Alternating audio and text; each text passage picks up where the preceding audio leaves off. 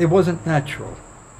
I think that was the first response. It wasn't natural, and therefore it wasn't right. It wasn't the way things should be. When just before the Second World War, German engineers demonstrated that what you can do with steel, you can also do much more conveniently with plastic tape coated with a close relation to rust. To some people, the possibilities of doctoring natural sound using the new magnetic tape became an obsession.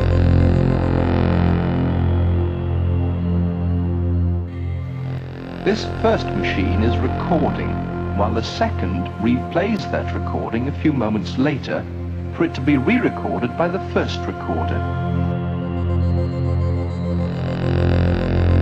To some people, the possibilities of doctoring natural sound using the new magnetic tape became an obsession. Now, this device up here is an oscillator. Inside there is an electronic circuit which is producing a noise. A filter removes from that noise the pitch that we want to hear and feeds that back into the front of the circuit.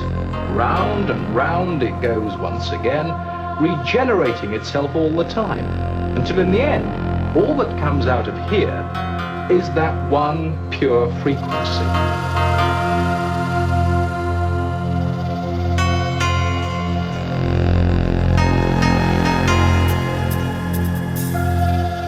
The discovery of the note that the oscillator could produce was like suddenly coming across one key on a piano.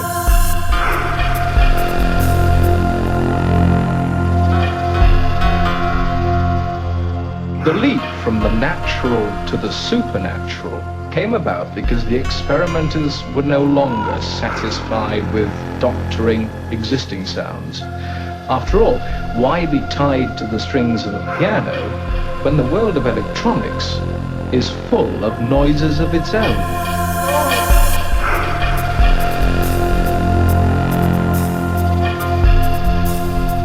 And everybody's life was made easier by the arrival on the scene of an American, Dr. Robert Moog.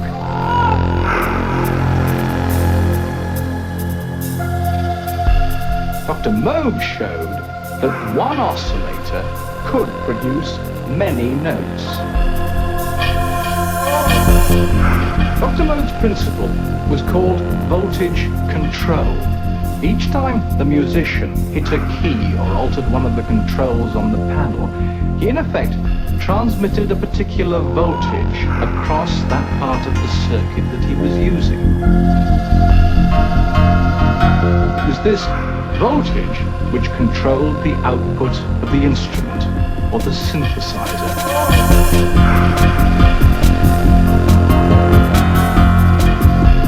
Doctoring natural sound. One pure frequency.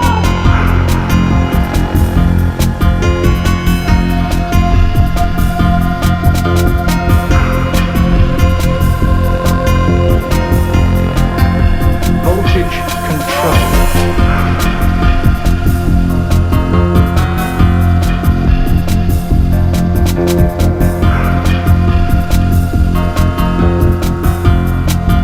One key on a piano.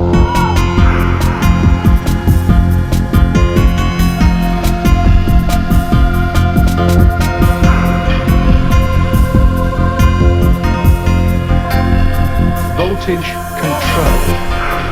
All sounds are waves, and the faster those waves fluctuate in the air, the higher the note that we can hear.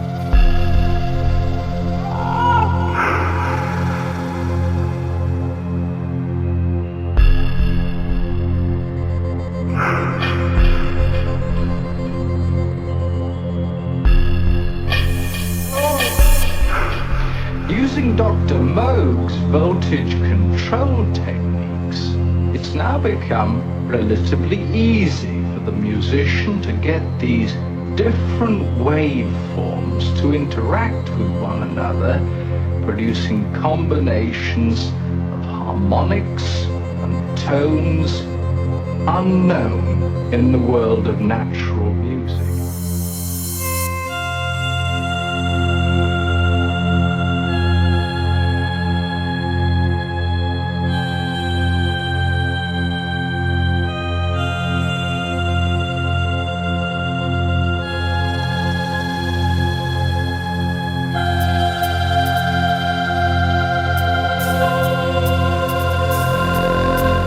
And round it goes once again. The point is, if you understand the elements of sound, you'll be able to program any synthesizer. Because all synthesizers, regardless of make or model number, have to obey the same principles of sound.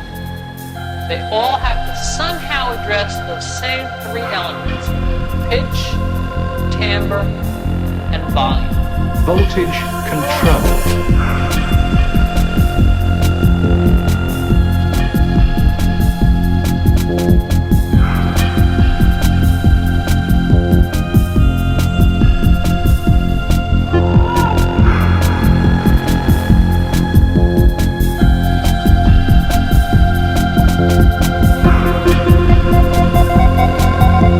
Pitch, timbre, and volume. Another step one can take with this, and that is by putting the piano through electronic means, altering it electronically. By getting the piano to speak in these different ways, one can get a whole myriad of sound timbres.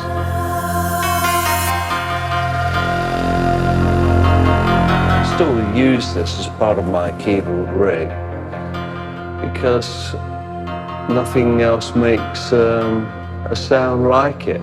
Really, when you crank it up in a stadium, it can hurt. Voltage control. Pitch, timbre, and volume. All sounds are waves. Voltage control. One key on a piano. Doctrine, natural sound. One pure frequency. So analog synthesizers definitely have a unique sound to them that to me stands out from everything that's digital. The other thing that I think is really great about analog synthesizers are the interfaces. And what we see here is we have a whole bunch of knobs. And whenever you're shopping for a keyboard, if you see a keyboard that's got a bunch of controls on it, don't be intimidated. It's actually a good thing because you want to be able to connect directly with the sound as much as possible. Voltage control.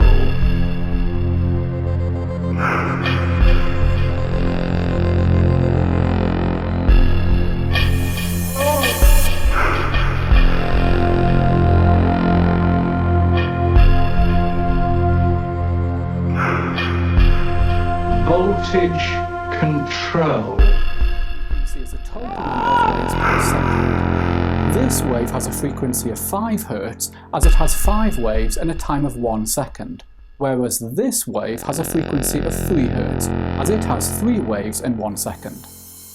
In this video we're looking at sound.